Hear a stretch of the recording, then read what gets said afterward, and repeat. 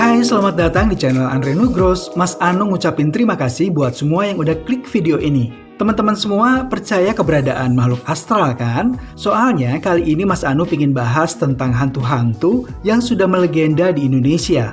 Cerita hantu merupakan salah satu produk cerita rakyat atau folklore. Nah, cerita-cerita ini biasanya diwariskan secara turun-temurun. Seperti contohnya cerita hantu Mariam atau Ariah si manis jembatan Ancol yang menjadi penunggu kawasan Ancol sejak dahulu kala. Hingga cerita hantu kuntilanak, hantu dari Pontianak yang dikenal luas oleh masyarakat Indonesia.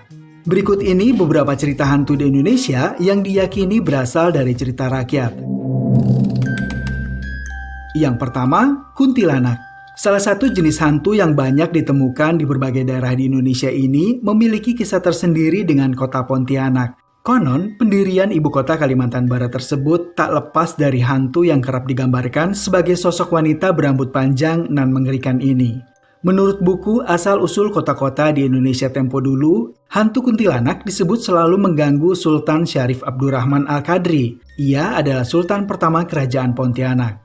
Alkisah Sultan Syarif saat menyusuri Sungai Kapuas kerap diganggu kuntilanak. Ia pun melepaskan tembakan meriam untuk mengusir hantu itu, sekaligus tempat jatuhnya meriam menandakan lokasi kesultanannya didirikan.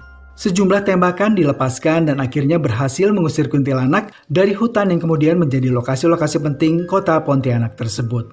Versi lainnya dari cerita hantu ini adalah bahwa di daerah yang kini menjadi Pontianak, dulu banyak dihuni oleh hantu kuntilanak. Warga lokal sering menyebutnya dengan nama hantu Puntianak. Nama Puntianak merupakan singkatan dari perempuan mati beranak.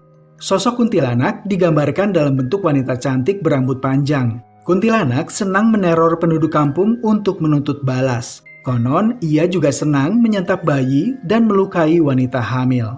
Cerita tentang hantu kuntilanak juga ada dalam masyarakat Jawa. Dikatakan bahwa sosok hantu ini suka menampakkan diri dan mengganggu. Tak hanya itu, kuntilanak juga bisa menyerupai orang dikenal seperti pacar dan orang-orang terdekat. Kuntilanak konon menyukai pohon tertentu sebagai tempat bersemayam, misalnya pohon waru yang tumbuh condong ke samping. Yang kedua, si manis jembatan Ancol.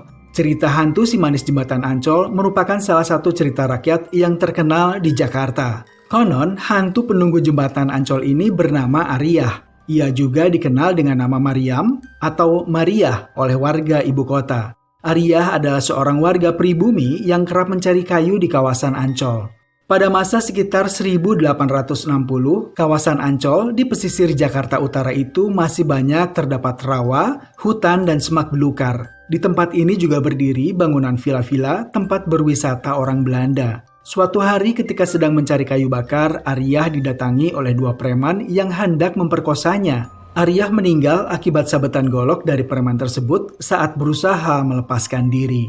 Preman itu kemudian membuang jenazah Ariah ke laut. Konon, arwah Ariah atau Mariam tidak tenang. Beberapa orang mengatakan bahwa mereka kerap melihat arwah Ariah berdiri di jembatan Ancol. Kisah itu lalu diceritakan secara turun-temurun sampai sekarang.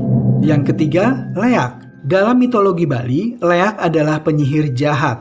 Masyarakat Bali percaya leak hanya bisa dilihat di malam hari oleh dukun dengan kemampuan tertentu.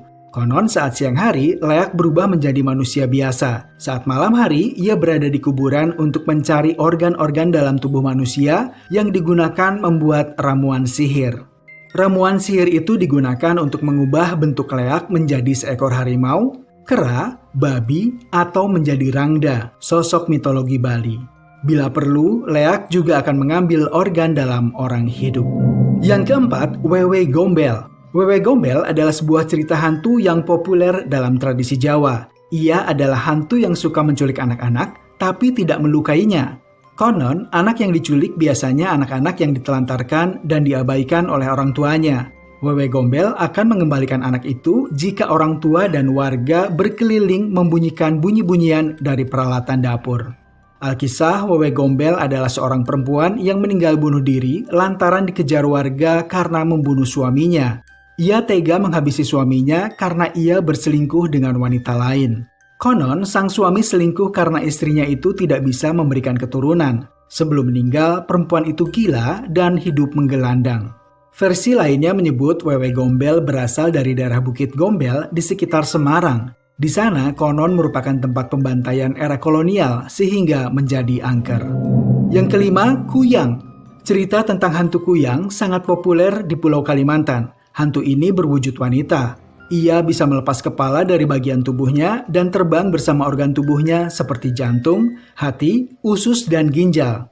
Kuyang memiliki 2 taring di kiri dan kanan mulutnya. Hal itu dipakai untuk menyantap mangsanya. Kuyang mencari mangsa pada malam hari. Dalam mengelabui korbannya, Kuyang bisa berubah menjadi seekor burung atau kucing. Kuyang biasanya mendatangi seorang perempuan yang hamil besar dan memakan janin dalam perutnya. Selain di Kalimantan, makhluk ini juga dikenal oleh orang Sumatera yang disebut dengan nama Palasik. Oke teman-teman, itu beberapa hantu yang sudah melegenda di masyarakat Indonesia. Buat teman-teman yang mau kasih kritik dan saran, silahkan komen di bawah ya. Atau buat teman-teman yang mau dukung channel Andre Nugros ini, jangan ragu untuk subscribe, like, dan share video ini sebanyak-banyaknya. Mas Anung ngucapin terima kasih buat semua yang udah ngikutin dari awal sampai sekarang. Semoga kita bisa ketemu lagi di video-video yang lainnya ya teman-teman. Dadah!